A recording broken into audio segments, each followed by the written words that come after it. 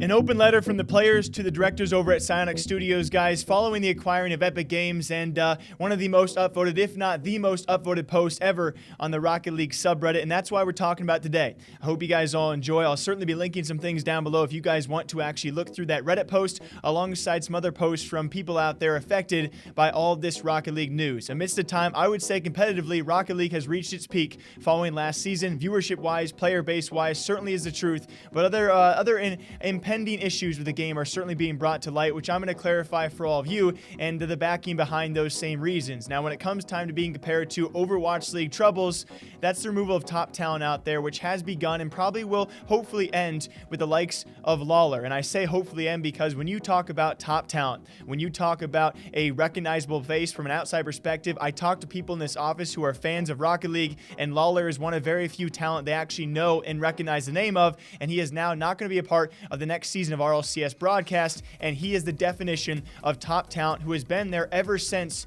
Season 1, several years and years of service to the esport, all of a sudden to be let go. Certainly when it comes time for blaming somebody, whether Psyonix or Epic Games, you got to blame someone from top down as to what the reason might be. He in his own statement, and I will certainly be diving deeper into some of his other reasonings out there in a podcast as well. I'm going to talk about this probably in the future amongst exactly why this did happen. He actually goes on to state in his very own video he felt as if he was not good enough, and that possibly was why he was let go for this upcoming season. And you compare that to the likes of Overwatch League, who, yes, have lost multiple of their top talent out there. That's an ever-impending issue. And again, I hope it does actually stop with Lawler. His departure was a sign of the times of some bigger troubles also happening. And again, in a Season 9, which seems a bit rushed forward, at least for some regions out there, and the issues could continue and are brought to light in that Reddit post. I will also link Lawler's goodbye video down below for all of you, and expect more future videos on him sometime, hopefully soon, as to more reasonings behind the scenes as why he's not going to be a part of Rocket League, at least in the near future.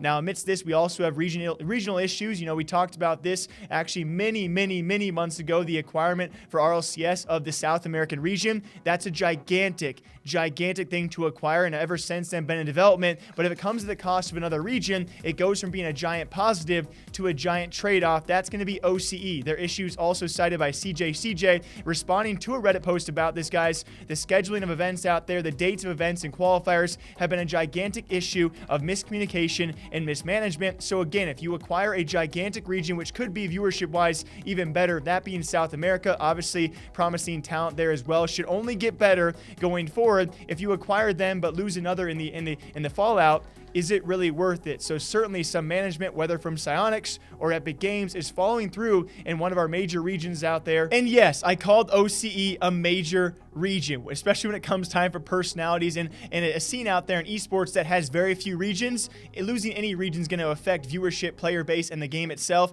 OCE is not one of our main regions, yes, when it comes to NA or EU, but they're one of the first regions, and so it does matter for the future, especially when a personality and a guy like CJ admits it. There are underlying issues there that need to be talked about. On top of that, I guess you could talk about the issue of between RLRS, RLCS, and maybe DreamHack events. Besides that, there's not too many supporting events for Rocket League pros, unless you compete in the RLCS in DreamHack circuit or compete for the top organizations to be able to actually compete full-time without a side job. We don't want to become the FGC of, yes, you have top-tier pro players having to work side gigs to actually get along in the esport. If you want to become an official esport out there, you want to support a lot of your pro player base. So I will attest to the fact I love the scheduling when it comes to RLRS, RLCS, a shorter season, a quick turnaround, and the DreamHack circuit. Those are your primary events. I love that compared to CSGO, where we see a bunch of oversaturation, but you need to support your pro players out there with more events. You look at the likes of Epic Games when it comes time for Fortnite, they are dumping floods of money into that scene. We're not seeing quite that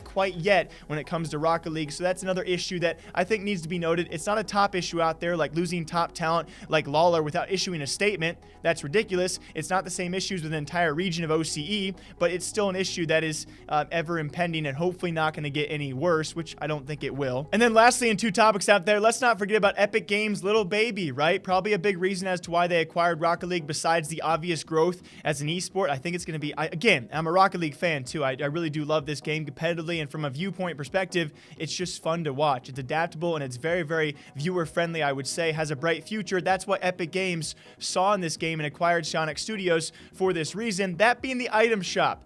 which when it was first introduced, I was talking about this, and I'm sure there are pro players who are rightfully so angry about this.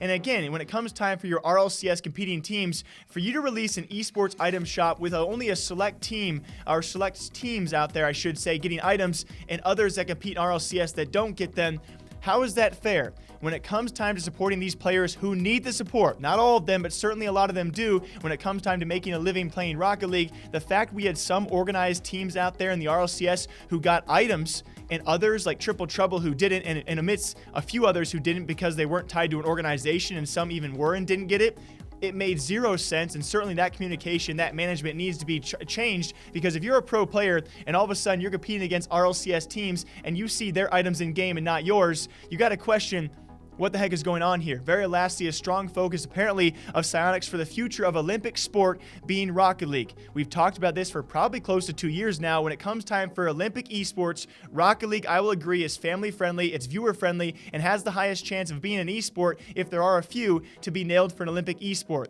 As of right now, though, given recent information, Olympic esports aren't going to be happening. So for that to be a strong focus, we need to focus on what's actually currently at hand, what's not going to be years and years down the line. I do agree it has a high chance, or at least compared to other esports, to nail an Olympic esports shot. What we've heard, though, so far is Olympic esports are not happening, and if they do, they're actually going towards AR and VR games, not actual esports, which albeit sucks, but it's a reminder that we need to focus on the current Rocket League scene, not a future potential option. We need to focus on the current actual option that's going on currently in front of us. All of these impending issues, you're losing top talent, you're struggling to actually maintain a region in OCE, you got several players out there who are not being supported equally amongst other teams who are, and amidst other issues that are certainly going on. And again, they're not being responded to by Psyonix, who has often been very responsive to their community, and all of a sudden you're losing a gigantic figure amongst many other problems, and they're just being quiet about this. What do you guys think about this? Until next time, my name is Jake, breaking down esports and gaming news here. I just think there's a lot of issues, not overwhelmingly gigantic issues. Rocket League is certainly still going in the right direction, but to have these issues persist and not be responded to is where I have the giant issue. Until next time, hope you guys all enjoy. I'll see you all back here sometime soon.